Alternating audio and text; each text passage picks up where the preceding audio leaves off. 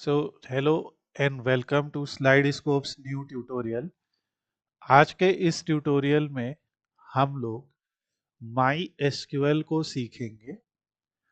My SQL एक widely used open source relational database management system है जिसे RDBMS भी बोला जाता है। और ये इनेबल करता है यूज़र को स्टोर करने के लिए, मैनेज करने के लिए और रिट्रीव करने के लिए डेटा को एफिशिएंटली। ठीक है, ये अपनी reliability, speed and ease of use के लिए जाना जाता है। बेसिकली माई एसक्यूएल जो है एक रिलेशनल डेटाबेस मैनेजमेंट सिस्टम है जिसके अंदर आप अपने डेटाबेसेस को स्टोर कर सकते हैं। ये डेटाबेस किसी भी टाइप की एप्लीकेशंस के हो सकते हैं। जैसे एग्जाम्पल के लिए मान लीजिए हमने यहाँ पे एक CRM एप्लीकेशन बनाई। ठीक है, अब इस CRM एप्लीकेशन में मान लीजिए हम यहाँ से लॉगिन कर रहे हैं। जब हम यहाँ पे लॉगिन करते हैं तो आप देखेंगे इनमें यूज़र्स हैं, प्रोडक्ट्स हैं, सर्विसेज हैं, लीड्स हैं, ऑर्डर्स हैं, सब कुछ मैनेज हो रहा है। ठीक है, ठीक उसी तरीके से मान लीजिए हम एक स्कूल मैनेजमेंट सिस्टम में हैं। स्कूल मैनेजमेंट सिस्टम के अंदर भी आपके बहुत सारे चीज़ होती है। जैसे आपको स्टूडेंट्स का डेटा होता है, आपके ट्रांसपोर्ट का डेटा होता है, यू नो आपका जो है यहाँ पे टीचर्स का डेटा होता है। जैसे हम एक टेस्ट स्कूल में लॉगिन हो गए, यहाँ से अगर हम देख रहे हैं हमारे पास सारे स्टूडेंट्स का डेटा है। ठीक है, अभी सब टेस्ट डेटा ही है। यहाँ से हम अपने रूट्स देख सकते हैं कि हमारा school to Indira Nagar, stop 1, stop 2, सब डेटा है। ओवरऑल कोई भी ERP, कोई भी एप्लीकेशन या कोई भी बिजनेस होता है, उसका पूरा डेटा कहीं ना कहीं पे स्टोर होता है। और वो डेटा जहाँ पे स्टोर होता है वो हमारा डेटाबेस होता है। तो वैसा ही एक डेटाबेस हमारा है, वही वैसा ही रिलेशनल डेटाबेस मैनेजमेंट सिस्टम है माई एसक्यूएल। इसके कुछ की फीचर्स हमने लिखे हैं यहाँ पे। ये ओपन सोर्स है, तो ये फ्री टू यूज़ है under GNU general public licence. High performance है, इसकी स्केलेबिलिटी अच्छी है कि MySQL can handle large data sets and scale seamlessly.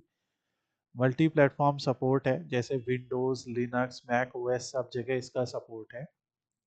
Security के लिए भी ये रोबस्ट सिक्योरिटी फीचर ऑफर करता है, जैसे user authentication, SSL support, data encryption, data integrity के लिए इसमें it ensures the accuracy of consistency of data through its ACID compliant transactional support, जो हम आगे भी समझेंगे। और सबसे इम्पोर्टेंट बात कि जब कोई एप्लीकेशन बनती है, जैसे मैंने आपको दो एप्लीकेशंस दिखाई अभी, तो चाहे एप्लीकेशन PHP में बनी हो, जावा में बनी हो, पाइथन में बनी हो, C++ में बनी हो, इवन आप रिएक्ट, C# से भी इसे कनेक्ट कर सकते हैं। तो ये हर लैंग्वेज के साथ कंप्लायंट है और उनके साथ कनेक्ट करके आप इससे एज अ डेटाबेस यूज़ करके एप्लीकेशंस को बना सकते हैं।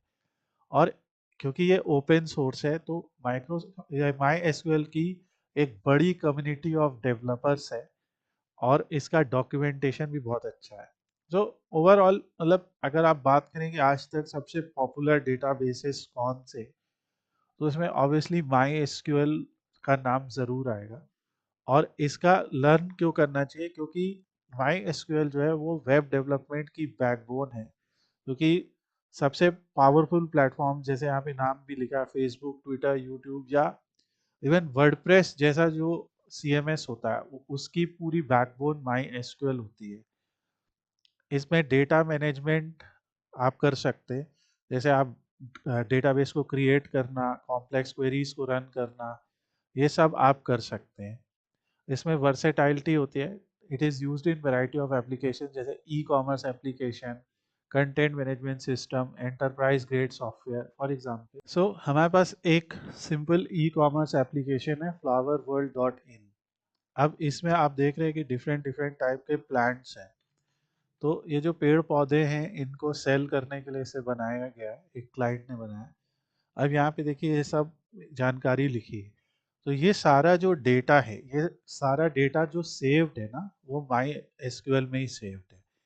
वहीं से हर प्रोडक्ट की जानकारी आ रही है। अगर कोई यूज़र आता है, ऐड टू कार्ट करता है, ऐड टू कार्ट करके चेकआउट करता है यहाँ से, जैसे आप नॉर्मली किसी प्रोडक्ट को बाई करते हैं, प्रोसीड टू चेकआउट, ये सारा जो ऑपरेशन हो रहा है चेकआउट करते समय, जो एड्रेस आएगा, सब कुछ, everything is stored in my SQL database. Okay, तो माई एसक्यूएल डेटाबेस में आप ये सारी चीज़ें कर सकते हैं। अब माई एसक्यूएल डेटाबेस के बेसिक कंपोनेंट्स क्या क्या होते हैं? एक डेटाबेस होता है, डेटाबेस होता है collection of related data that is stored in tables. Table होता है a structured format to store data using rows and columns. Queries होती है instructions to interact with the database such as select, insert, update, delete, मतलब data को select करना, उसमें नए records insert करना। अभी फॉर एग्जांपल, जैसे अगर मान लो मैं यहाँ से ऑर्डर प्लेस करता हूँ, तो ऑर्डर इंसर्ट हो जाएगा डेटाबेस में। ठीक है, अगर मैं यहाँ से प्रोडक्ट की जानकारी को देख रहा हूँ, तो जो प्रोडक्ट की जानकारी हमें दिख रही है, ये सेलेक्ट ऑपरेशन है। ठीक है, अब इसके बाद मान लीजिए जो कंपनी के ओनर्स हैं, जब हम यहाँ से मान लीजिए ये हमारे पास ये प्रोडक्ट 5 अवेलेबल है, ये वाला पेड़, तो ये वाला पौधा 5 अवेलेबल है, तो जब मान लो किसी ने 2 बाई कर लिए, तो इसकी इन्वेंट्री में अपडेट हो जाएगा, कितने बचेंगे? 3, 5 अवेलेबल थे, 3। तो ये जो ऑपरेशंस है, जैसे सेलेक्ट, इंसर्ट, अपडेट, डिलीट, ये सारे ऑपरेशंस जो हैं आपके, ये क्वेरीज के थ्रू किए जा सकते हैं। और इसमें यूजर्स एंड प्रिविलेज होती है, जैसे हमारे डेटाबेस को कौन एक्सेस कर सकता है, कौन नहीं एक्सेस कर सकता है, ये सारा यूजर्स एंड प्रिविलेज आपका मैनेज होता है। और बहुत सारे इसके यूज केसेस वगैरह है। नाउ इम्पॉर्टेंट चीज़ है कि माई एसक्यूएल को अपने कंप्यूटर में हम इंस्टॉल कैसे करें, यूज़ कैसे करें। तो इसको यूज़ करने के लिए हमारे पास कुछ सिंपल तरीके हैं, मैं आपको बता देता हूँ। पहला तरीका है install using official my SQL installer. Okay, and install my SQL workbench. एक तरीका ये है कि आप इन दो सॉफ्टवेयर्स को इंस्टॉल करें। ठीक है, आप इनके नाम लिख लीजिएगा। सो ये इनसे इनको कैसे इंस्टॉल करना है? देखिए, ये ऑफिशियल वेबसाइट है माई एसक्यूएल की। ठीक है, देखो सिंपली कुछ नहीं करना है, गूगल पे जाना है और सर्च करना है माई एसक्यूएल इंस्टॉलर विंडोज़, अगर आपका विंडोज़ ऑपरेटिंग सिस्टम है, और यहाँ से डाउनलोड माई एसक्यूएल इंस्टॉलर को कर लेना है। जब आप डाउनलोड माई एसक्यूएल इंस्टॉलर में आएंगे, तो यहाँ पे आप देख रहे हैं माई एसक्यूएल के 2 वर्जन हैं, एक 5.7, एक 8.0। ठीक है, तो as of my SQL 8.1 use my SQL product MSI. तो जो भी आपको वर्जन इंस्टॉल करना है, वो वाला वर्जन यहाँ से सेलेक्ट कीजिए, ऑपरेटिंग सिस्टम यहाँ से सेलेक्ट कीजिए, और एक सिंपल सा इंस्टॉलर आपके पास आ जाएगा, और इसको आप यूज़ करके इंस्टॉल कर सकते हैं। At the time of installation ये आपको सर्वर आईडी, पासवर्ड वगैरह पूछेगा, जो आप कर सकते हैं। ये एक तरीका है, पर मैं एज अ बिगनर आपको एक और इजी तरीका बताता हूँ, जिसमें आपको बहुत ज़्यादा ऐसा कॉन्फ़िगरेशन नहीं करना पड़ेगा। तो आप, एक वेबसाइट है AMPPS, आप एम्स डाउनलोड पे चले जाइए, और ऑप्शनली आप जैम डाउनलोड भी कर सकते हैं, चॉइस आपकी है। ठीक है, पर अगर यहाँ से आप डाउनलोड जैम भी कर सकते हैं, तो एक ये दूसरा तरीका ये है कि यहाँ से आप apache-friends.org से जैम्प को डाउनलोड कर लें, और आप जब जैम को डाउनलोड करते हैं, तो आपके कंप्यूटर में एक ऐसा जैम कंट्रोल पैनल आ जाता है। जब जैम डाउनलोड होकर इंस्टॉल हो जाता है, तो आपके कंप्यूटर में ऐसा कंट्रोल पैनल आ जाता है, जिसमें आप अपाचे और माई एसक्यूएल दोनों को रन कर सकते हैं। आप देख रहे हैं यहाँ माई एसक्यूएल सर्वर और अपाचे दोनों आ जाता है। ठीक है, ये एक तरीका है।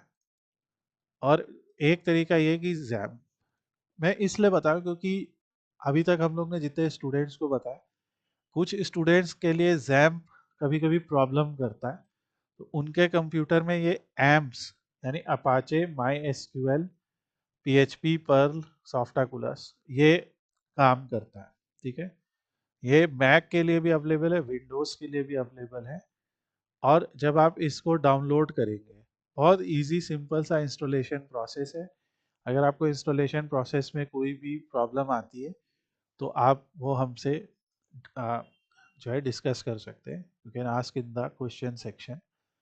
और ये आप अगर इसको इंस्टॉल करते एम्प्स को, तो जैसे मेरे सिस्टम में देखिए ये एम्प्स रन हो रहा है, तो इस तरीके से एक एम्प्स का हमारे पास एप्लीकेशन आ जाता है। ये सॉफ्टाकुलस कंपनी ने बनाया है इसको। ठीक है, ये एम्प्स की एप्लीकेशन आ जाती है। यहाँ पे आपको दोनों चीज़ को ऑन कर देना है, अपाचे और माई एसक्यूएल को। ठीक है, जब आप इसे ऑन कर देंगे, सो इसके बाद आपको इस होम आइकन पे क्लिक करना है और मेक श्योर कि दोनों जब रनिंग है, मैं बाकी चीज़ें बंद कर देता हूँ, तो ये आपका इस तरीके से यहाँ पे आ जाएगा पूरा इंटरफेस।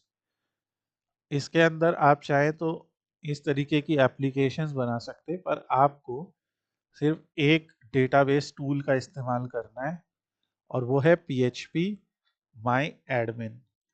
PHP माई एडमिन को क्लिक करेंगे तो ये इंटरफेस ओपन हो जाएगा PHP माई एडमिन का। PHP माई एडमिन क्या है? माई एसक्यूएल डेटाबेस के एडमिनिस्ट्रेशन के लिए इस्तेमाल होने वाला एक आईडी कह लो, एक टूल कह लो, जो वेब ब्राउज़र के ऊपर रन करता है। ठीक है, और मतलब बहुत फेमस एडमिनिस्ट्रेशन टूल है। एडमिनिस्ट्रेशन टूल का मतलब है इस एडमिनिस्ट्रेशन टूल के थ्रू हम डेटाबेसेस को क्रिएट कर सकते हैं, डेटाबेसेस को मैनेज कर सकते हैं, डिलीट कर सकते हैं, अपडेट कर सकते हैं, डेटाबेसेस के अंदर टेबल बना सकते हैं, सब कुछ कर सकते हैं। ओके, सो ये PHP माई एडमिन बहुत इंपॉर्टेंट चीज़ है। सो ये आपका एक तरीका जो मैंने बताया, और इस तरीके से इन तीनों में से जो भी तरीका आपको प्रिफर्ड है, जैसे मैंने कहा पहला MySQL, दूसरा इंस्टॉल यूजिंग XAMPP, और या फिर इंस्टॉल यूजिंग एम्स। ठीक है, हम अपना जो ट्यूटोरियल प्रोसीड करेंगे वो प्रोसीड करेंगे कि अगर आपने XAMPP या एम्स के थ्रू इंस्टॉल किया है उसके थ्रू, पर क्योंकि ये एक ज़्यादा प्रोफेशनल चीज़ है तो इसको भी हम आगे आने वाले पार्ट में कवर करेंगे। ओके, सो अभी आप इसके थ्रू कर सकते और इसमें आपको कोई भी प्रॉब्लम नहीं होगी। ये हो गई एक बात। नाउ एक और मैं ऑप्शनल तरीका बता रहा हूँ, डोंट थिंक कि we are telling too many things, पर ये एक ऑप्शनल तरीका और है। तो एक वेबसाइट है, इस वेबसाइट का नाम है freedb.tech। Okay, freedb.tech।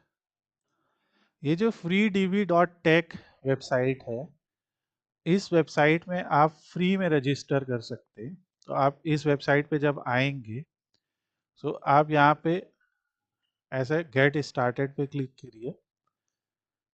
यहाँ से ये क्या दे रहे हैं, क्योंकि देखो माई एसक्यूएल जो है वो एक ऐसा डेटाबेस है जो सर्वर पे रन करता है।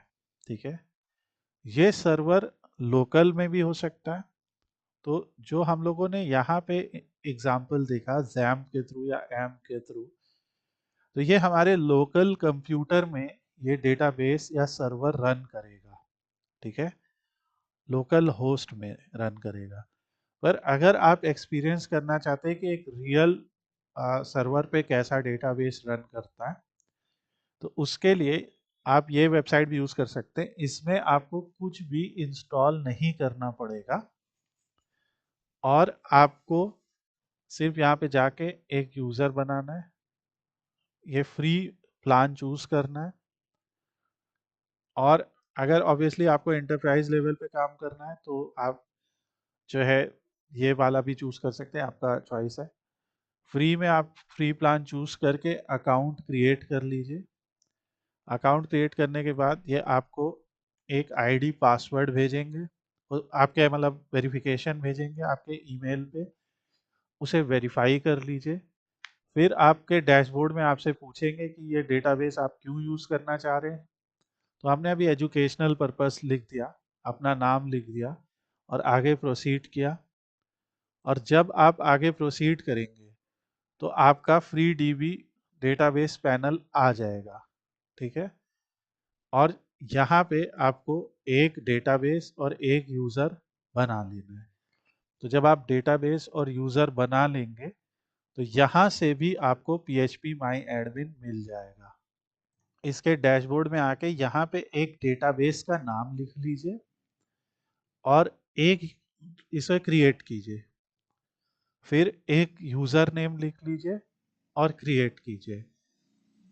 जो आपके अकाउंट का आईडी पासवर्ड है वो अलग है, ये आपके डेटाबेस का आईडी पासवर्ड, ठीक है। ये आपके डेटाबेस का आईडी पासवर्ड है और अभी धीरे धीरे ये सब चीज़ें समझ में आने लगेगी। पहले आप ये बना लीजिएगा। तो जब आप अपना आईडी पासवर्ड वगैरह सब बना लेंगे तो आपका ऐसे आ जाएगा, एक होस्ट का यूआरएल होगा जैसे sql.freedb.tech और डेटाबेस का नाम होगा जो भी आपने रखा। हमने यहाँ पे सकीला डेटाबेस रख लिया है। सकीला डेटाबेस माइस्क्वेल का काफ़ी famous movie DVD rental database है, वो हम आगे सीखेंगे। और एक यूज़र हो जाएगा और एक पासवर्ड हो जाएगा, ठीक है। तो ये चार चीज़ें हो जाएंगी आपकी। किसी भी डेटाबेस से कनेक्ट करने के लिए हम लोगों को चार चीज़ें चाहिए होती हैं, होस्ट, यूज़र नेम, पासवर्ड और डेटाबेस नेम, ओके। अगर हमने ध्यान से देखिएगा, अगर हमने लोकल होस्ट में बनाया है तो होस्ट का नाम होगा लोकल होस्ट, ओके। अगर हमने ऐसे किसी वेब सर्वर पे बनाया है तो यहाँ पे होस्ट का नाम क्या है, sql.freedb.tech, ये इसका है, ठीक है। और भी इस तरीके के हजारों होस्ट अवेलेबल है, तो उनके सबके होस्ट के एड्रेस होते हैं, ठीक है। यूजर नेम हमने यहाँ पे क्या बनाया, फ्री डीबी सकीला। सो लोकल में यूजर नेम क्या होता है, रूट। और सर्वर पे यूजर नेम क्या होता है, जैसे वहां पे बना है फ्री डीबी अंडरस्कोर सकीला, ओके। इसी तरीके से पासवर्ड होता है। लोकल में पासवर्ड या तो ब्लैंक होगा या फिर माई एसक्यूएल होगा, या जो भी आपने इंस्टॉलेशन के टाइम, जैसे माई एसक्यूएल इंस्टॉल आप कर रहे हैं ना, तो उस समय आपको वो पासवर्ड रखने को कहेगा जो आपको नोट करना है। सर्वर में यहाँ पे इसने एक बड़ा सा पासवर्ड दिया है। सो सर्वर का अपना पासवर्ड होगा जो कि आपका एक हाई सिक्योरिटी पासवर्ड होगा, वो रहेगा। और डेटाबेस का नाम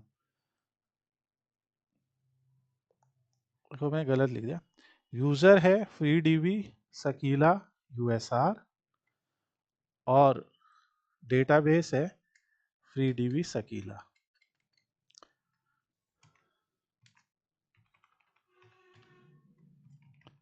ओके। ये सो दो तरीके से आप काम कर सकते हैं, ठीक है। अब हम लोग अपने लोकल होस्ट पे एक डेटाबेस बना के दिखाते हैं, ओके। तो यहाँ पे हम आ गए और ये हमारा लोकल होस्ट है PHP माई एडमिन। हमारा सर्वर वर्जन है 8.0.39 और MySQL कम्युनिटी सर्वर है। यूजर कौन सा है, रूट। यहाँ सर्वर का नाम क्या लिखा है, can you see, local host. Okay, अब यहाँ से हम लोग अपने सर्वर में जाएंगे और अपनी पहली कमांड लिखेंगे। आप लोग नोट कीजिए, क्रिएट डेटाबेस, ठीक है, और अपने डेटाबेस का नाम रखेंगे ट्रेडिंग डीबी, यानी कि ट्रेडिंग डेटाबेस, ट्रेडिंग कंपनी का डेटाबेस। और इसको लिखने के बाद ऐसे करके गो कर देंगे और यहाँ पे देखेंगे तो अब हमारे इस सर्वर के अंदर एक डेटाबेस बन गया है। अब जब हम इस डेटाबेस के ऊपर क्लिक करेंगे तो आप देखेंगे कि यहाँ पे आप देखिए हम लोकल होस्ट से इस डेटाबेस के अंदर वर्क कर रहे हैं। Is it okay for everyone? पहले हम लोग कहाँ पे थे? लोकल होस्ट पे थे, है ना। अब हम इस डेटाबेस के अंदर वर्क कर रहे हैं, ये चीज़ याद रखिएगा, ठीक है। अगर मान लीजिए मैं इस डेटाबेस को क्लिक करूंगा तो डेटाबेस बदल गया, सो जिस भी एप्लीकेशन पे आप काम कर रहे हैं उसे आपको चूज करना होगा। ओके, अब इस डेटाबेस के अंदर आ गए तो नेक्स्ट स्टेप ये होता है कि जैसे अभी हम लोग ने इंट्रोडक्शन में पढ़ा कि बेसिक कंपोनेंट होते हैं एक database, database collection of related data होता है, और दूसरा होता है table, a structured format to store data using rows and columns। Okay, table क्या होता है? एक स्ट्रक्चर्ड फॉर्मेट होता है जिसके थ्रू हम डेटा को रो और कॉलम के थ्रू स्टोर कर सकते हैं या रो और कॉलम में स्टोर कर सकते हैं, ठीक है। तो अब जैसे इस ट्रेडिंग डेटाबेस में हम मान लीजिए अपना कोई टेबल बनाते हैं, तो ये कह रहे हैं कि आप जो टेबल बनाना चाहते हैं उस टेबल का क्या नाम है रखना चाहेंगे। तो मान लीजिए हमने कहा हम इस ट्रेडिंग कंपनी में जो टेबल बनाना चाहते हैं उस टेबल का नाम हम रखना चाहते हैं, मान लीजिए यूजर्स, ठीक है। अब ये कह रहे हैं कि उस यूजर टेबल में आप कितने कॉलम रखना चाहते हैं, तो हमने कहा 4 कॉलम रखना चाहते हैं, यहाँ से कम या ज़्यादा भी कर सकते हैं। यहाँ से हम वो टेबल को क्रिएट कर देंगे। आप ये कह रहे हैं कि ये टेबल डिजाइनर कहलाता है, जो PHP माई एडमिन में ही मिलेगा, ये टेबल डिजाइनर कहलाता है। और टेबल डिजाइनर में आके आपने देखा तो यहाँ से आप अपने टेबल के कॉलम के नाम लिखेंगे। देखिए एक टेबल कैसा होता है, जैसे हम एक एक्सेल फाइल अगर ओपन करें,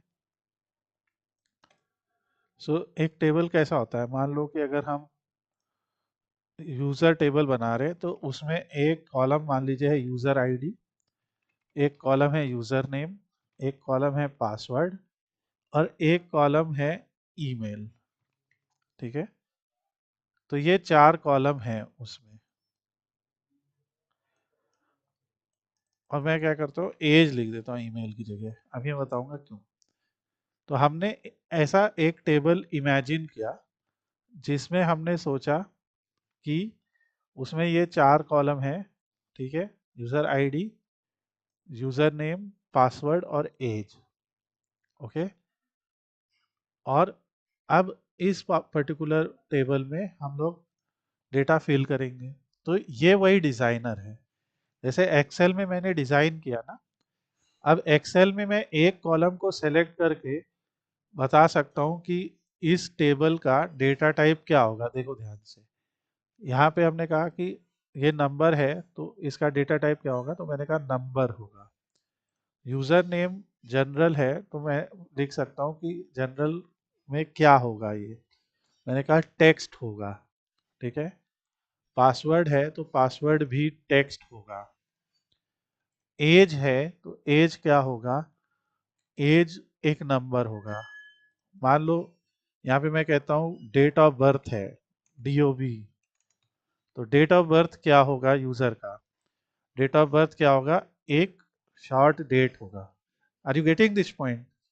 एक्सेल में भी आप अपने कॉलम को फॉर्मेट कर सकते हैं, आप अपने कॉलम का डेटा टाइप बता सकते हैं।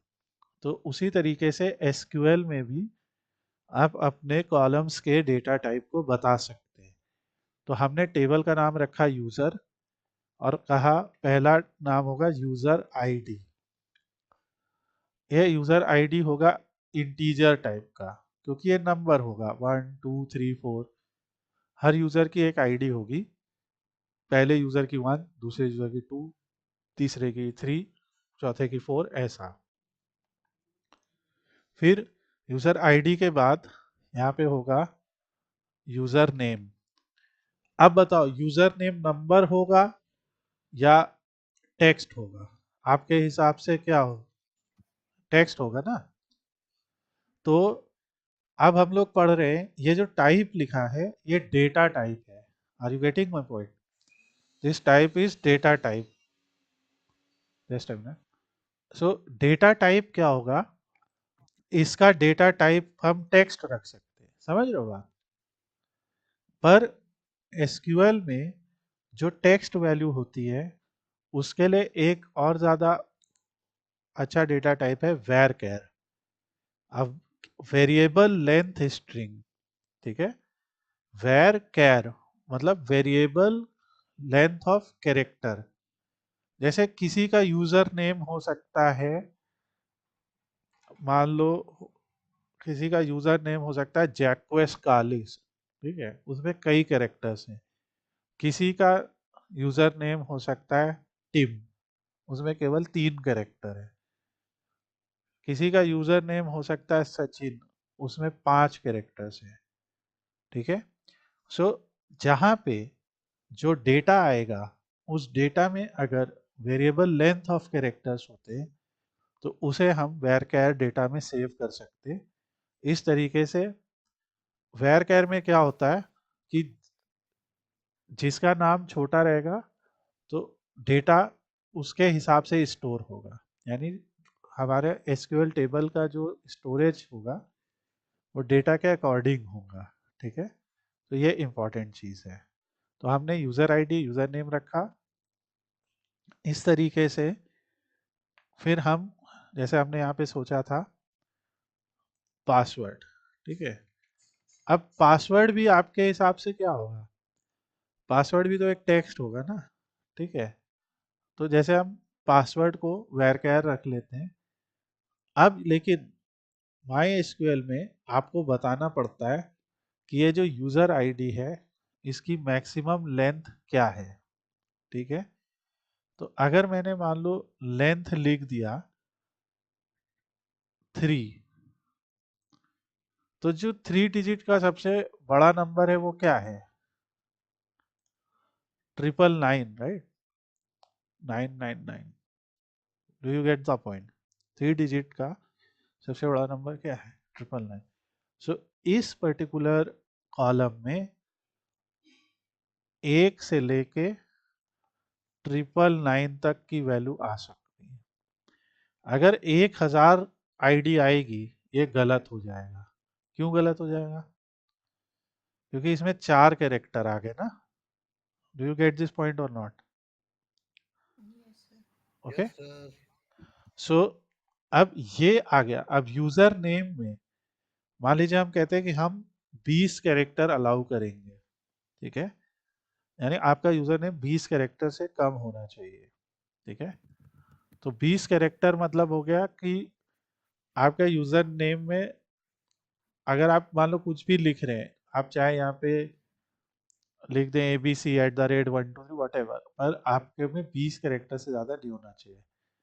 पासवर्ड में क्योंकि हम लोग पासवर्ड जो है वो इनक्रिप्टेड पासवर्ड स्टोर करते हैं, ये बाद में समझाएंगे। और पासवर्ड की लेंथ हम 128 या 256 रखते हैं। 128 या 256 का मतलब क्या होता है? एक एग्जांपल बताता हूँ। MD5 hash generator, MD5 hash generator ध्यान से समझिए। जैसे मैंने यहाँ पे लिखा बबलू, ठीक है? बहुत कॉमन चीज़ है, बबलू जनरेट करते हैं। देखो बबलू का MD5 हैश बन गया ये, और SHA1 हैश बन गया ये। अब अगर मान लो मैंने आप लोगों को नहीं बताया होता कि ये बबलू लिखा है, और मैं आपको ये स्ट्रिंग दिखाता, तो आप बता सकते थे कि ये क्या लिखा है? बताइए। नहीं। राइट? तो इसे कहते हैं इनक्रिप्शन, राइट? आगे हम लोग सीखेंगे और अच्छी तरह से। तो बेसिकली पासवर्ड कभी भी खुलेआम नहीं स्टोर किए जाते डेटाबेस में, ठीक है? तो SHA1 हो गया। अब देख लो इसमें कई स्ट्रिंग कैरेक्टर्स हैं, राइट? सो ये जो इंक्रिप्शंस होते हैं ये भी नंबर ऑफ कैरेक्टर्स की हैश जनरेट करते हैं। तो ऑब्वियसली खुद सोचो कि कोई अगर 256 कैरेक्टर की हैश है, तो उसको इनक्रिप्ट करना है और डिक्रिप्ट करना बड़ा मुश्किल होगा, राइट? तो वो आगे सीखेंगे। अभी हम 128 लिख दे रहे हैं यहाँ पे। तो ये हो गया। अब मान लो डेट ऑफ बर्थ है DOB, तो डेट ऑफ बर्थ का डेटा टाइप क्या होगा?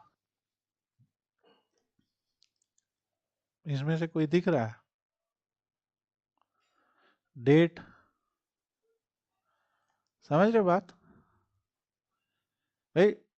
जैसे हम पूछते हैं कि आपकी डेट ऑफ बर्थ क्या है, बताने की जरूरत नहीं है, आपने कहा 12/12/2012, किसी की डेट ऑफ बर्थ हो सकती है, तो वो उसका डेटा टाइप क्या होता है? डेट होता है। ओके, तो डेटा टाइप जो होता है वो डेट होता है। और कई बार जब आप ऑर्डर किसी ऑर्डर का पेमेंट करते हैं, ठीक है, तो आपके पेमेंट में डेट और टाइम दोनों स्टोर होता है, यस और नो? क्योंकि ये हो सकता है ना कि आप एक ही दिन 2 ऑर्डर करें, 3 करें। तो एक और डेटा टाइप होता है डेट टाइम। ओके, सो दो तरह के डेटा हैं यहाँ पे। डेट, डेट टाइम, सिर्फ टाइम, सिर्फ ईयर। मान लो कभी हमें सिर्फ ईयर सेव करना हुआ, तो हम ईयर सेव कर सकते हैं। अब स्ट्रिंग वैल्यू क्या होती है? String value alpha numerical values होती है। अल्फा न्यूमेरिकल वैल्यू जैसे आपका नाम, आपकी ईमेल, जहाँ पे अल्फाबेट्स और नंबर्स दोनों आ सकते हैं। आपकी ईमेल, मुझे 100% श्योर है कि हम 100 लोग की ईमेल पूछेंगे, तो उनकी ईमेल में स्ट्रिंग और नंबर्स दोनों होंगे। 100 लोग के पासवर्ड पूछेंगे, पर उसमें भी स्ट्रिंग और नंबर दोनों का इस्तेमाल होगा, और स्पेशल कैरेक्टर्स का भी। तो जो स्ट्रिंग वैल्यू होती है वो अल्फा न्यूमेरिकल होती है। अब स्ट्रिंग वैल्यू टाइनी टेक्स्ट हो सकती है, छोटा सा टेक्स्ट, ठीक है, जिसमें मैक्सिमम 255 कैरेक्टर्स आए। टेक्स्ट हो सकती है, टेक्स्ट में 65,535 की लेंथ हो सकती है, मतलब 65,535 कैरेक्टर्स आप लिख सकते हैं। मीडियम टेक्स्ट उससे भी बड़ा, लॉन्ग टेक्स्ट में और ज़्यादा 4 GB तक का आप देख रहे हो स्टोर कर सकते हैं। बाइनरी होता है, बाइनरी में सिर्फ बाइट स्ट्रिंग सेव कर सकते हैं। वेर बाइनरी, टाइनी ब्लॉब, ये सब होता है, वी विल डिस्कस दैट। सो ये सारे डेटा टाइप्स होते हैं। इसमें special data type, Jason data type, okay. पर मोस्टली यूज क्या होता है? इंट, वैरचर, टेक्स्ट और डेट, ये 4 मोस्टली यूज होते हैं। तो अब हम डेट ऑफ बर्थ को डेट कर देते हैं, और बाकी आगे सीखेंगे। तो हमने एक यूजर की 4 चीजें लिख ली: user ID, user name, password, date of birth, ठीक है। और एक और बड़ा इंपॉर्टेंट कंसेप्ट है। अब मेरा आपसे क्वेश्चन है, क्या दो यूजर की यूजर आईडी सेम रखना सही रहेगा? मान लो जैसे एक यूजर है मोहन, ठीक है, इसका पासवर्ड 1234 है, इसकी एज 17 है, डेट ऑफ बर्थ कुछ है 12, मैं अभी सबकी डेट ऑफ बर्थ यही लिखूंगा। अब मान लो ये भी यूजर आईडी 1 है, इसका नाम है आदिल, इसका कुछ फ़ोन नंबर है, इसकी एज है 89, ठीक है। ये एज कौन सा डेटा टाइप हो गया, इसको भी इंटीजर कर देते हैं, चलो जो भी हो गया। इसकी ये 12, 12, 13 ऐसा कुछ लिख लिया। अब दोनों की यूजर आईडी 1 है, क्या इज दिस ओके? है ना, इससे प्रॉब्लम हो सकती है कई बार ऐसा वो हो। तो सेम दिखाएगा ना फिर। हाँ, मान लो एक और यूजर है, उसका भी नाम मोहन है, ठीक है, और ये दूसरा मोहन है, इसकी एज जो है वो मान लो 54 है, ठीक है, एक एग्जाम्पल बता रहा हूँ। Obviously date of birth as में मैंने कोई मैचिंग नहीं रखी, मैं एग्जाम्पल दे रहा हूँ। अब मान लो इसकी भी आईडी 1 है, तो प्रॉब्लम हो जाएगी ना। तो ये जो आईडी होती है एक यूनिक आइडेंटिफिकेशन होता है, इसीलिए उसका नाम है आईडी। तो माई एसक्यूएल में ये देख रहे हैं आप, कैन यू सी, ये स्क्रॉलर को थोड़ा सा इधर करेंगे तो यहाँ पे हम एआई को ऑन कर देंगे। एआई माने क्या? Auto increment. Okay, auto increment से आप क्या समझते हैं? ऑटो इंक्रीमेंट का मतलब हुआ कि अगर पहले की आपने एक रखी तो दूसरे की दो हो जाएगी और तीसरे की तीन हो जाएगी। Do you get this? पहले की एक, दूसरे की दो, तीसरे की तीन। ओके, ऑटो इंक्रीमेंट हो रही है, अपने आप बढ़ रही है, हमें नहीं बढ़ानी, एसक्यूएल खुद बढ़ाएगा। और इसके लिए इसे प्राइमरी की बनाया जाता है, ठीक है। प्राइमरी की जो होती है वो किसी भी टेबल की यूनिक आइडेंटिटी होती है। वो एक ऐसा कॉलम होता है जो प्राइमरी कॉलम है, यूनिक आइडेंटिटी कॉलम है, कि अगर हम सिर्फ उस कॉलम की वैल्यू लें तो उससे हमें समझ में आ जाएगा कि किस यूज़र की बात हो रही है, ठीक है। और ये सब अभी हम लोग आगे और डिटेल में भी समझेंगे। तो आपको, और ये वीडियो भी पूरा रिकॉर्ड हो रहा है, तो आपको इस पूरे वीडियो को दोबारा देखना है। और आपने माई एसक्यूएल को चाहे जैसे इंस्टॉल किया हो, मैं ऑल्दो आपको सजेस्ट करूंगा इस तरीके से कर लो, एम्प के थ्रू। तो आपको जो है जो मैं स्टेप्स कर रहा हूँ वो करने, रिपीट करने में आसानी होगी। बट अगेन अभी मैं एक और तरीका भी बताऊंगा। सो ठीक है सर, कर लेते हैं एम से।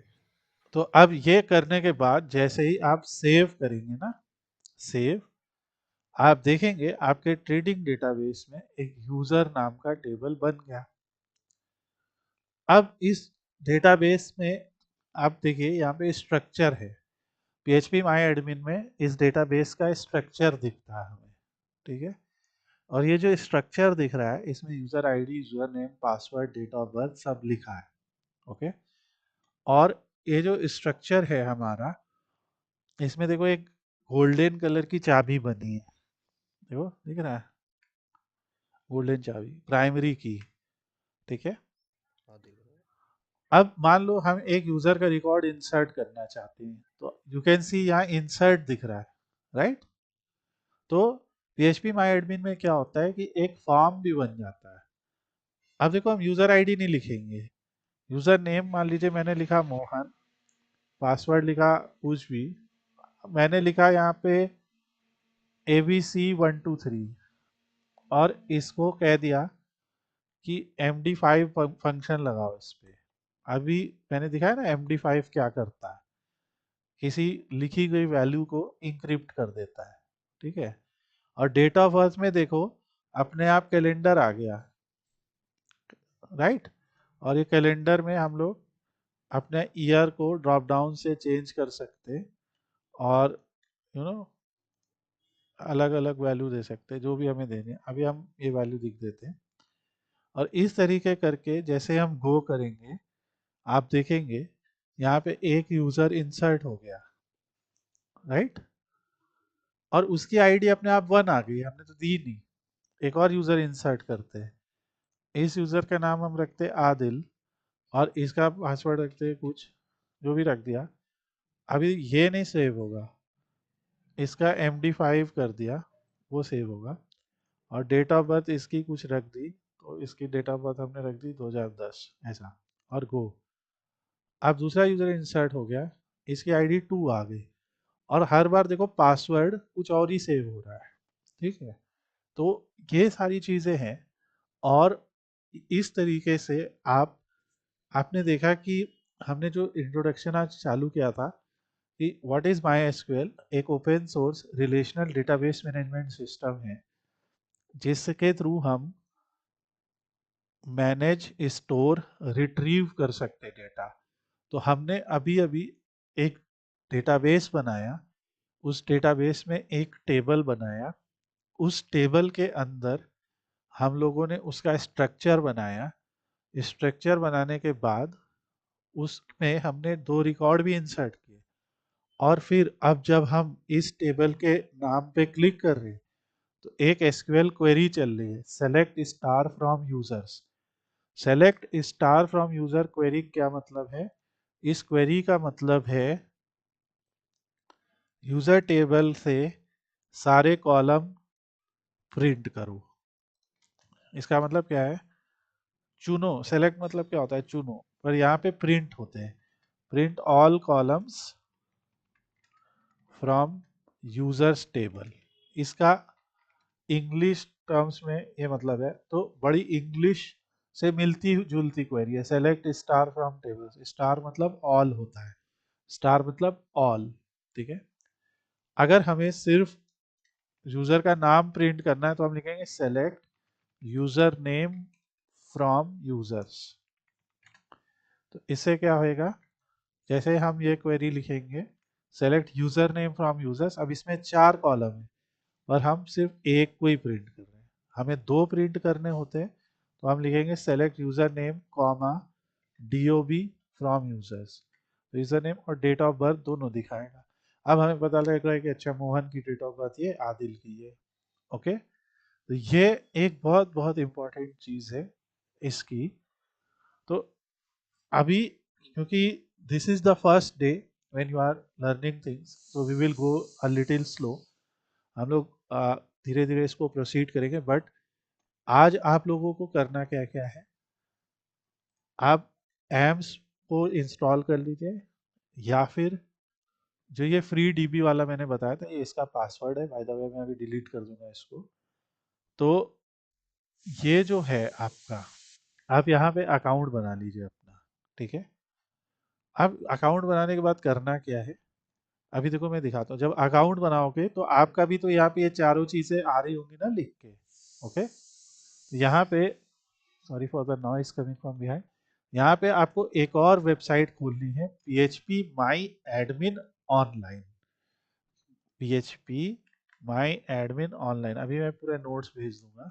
PHP माई एडमिन ऑनलाइन, इसका क्या मतलब हुआ? ये एक वेबसाइट इन्होंने इनेबल की है। ये वेबसाइट एक इन्होंने इनेबल की है, इस वेबसाइट बनाई है। इसमें इन्होंने PHP माई एडमिन जो एप्लीकेशन जो हमारे लोकल होस्ट में होती है ना, अभी लोकल होस्ट में चली, मेरे कंप्यूटर भी में दिखेगी, तो इसको हम कहीं से भी एक्सेस कर सकते हैं। बस एड्रेस बार में ये वेबसाइट का नाम लिखना है और click here to log in. अब लॉग इन करने के लिए ये कह रहा है सर्वर का नाम बताओ, यूजर नेम बताओ, पासवर्ड बताओ। तो मेरे सर्वर का नाम तो यही लिखा है, देखो। तो मैंने कहा ये मेरे सर्वर का नाम है, ये यूजर नेम है, ये पासवर्ड है, लॉगिन करो। और देखो लॉगिन हो गया। और यहाँ पे जो डेटाबेस मैंने वहाँ पे क्रिएट किया था, तो यहाँ पे बस डिफरेंस क्या है, यहाँ पे हम पहले ही डेटाबेस क्रिएट कर देते हैं, उसका नाम और यूजर नेम, और यहाँ वो दिखने लगता है। अब आप, तो आपका जो क्रिएट डेटाबेस वाला स्टेप था वो उसने खुद ही कर दिया। अब आप यहाँ जाके अपने, यू नो, यहाँ जाके न्यू टेबल बनाइए, तो न्यू क्वेरी पे जाइए और न्यू टेबल्स को जाके यहाँ पे बनाइए। देखिए बिल्कुल वही इंटरफेस है, यहाँ टेबल का नाम। तो अगर आपको कुछ भी इंस्टॉलेशन नहीं करना है और फिर ट्राई करना है, तो ये 2 साइट्स आपको याद रखने हैं, फ्री डीबी डैश। सो ये 2 वेबसाइट याद रखनी है। रिमेंबर अभी हम लोग ये दिसंबर 24 में ये वीडियो बना रहे, तब ये दोनों लाइव है सर्विसेज। मे भी आगे शायद चले नहीं चले, बट तो इसीलिए obviously at the end of the day आपको अपने पास इंस्टॉल तो करना ही पड़ेगा उसको, मगर एज अ बिगिनर आप इसके थ्रू भी ट्राई कर सकते हैं।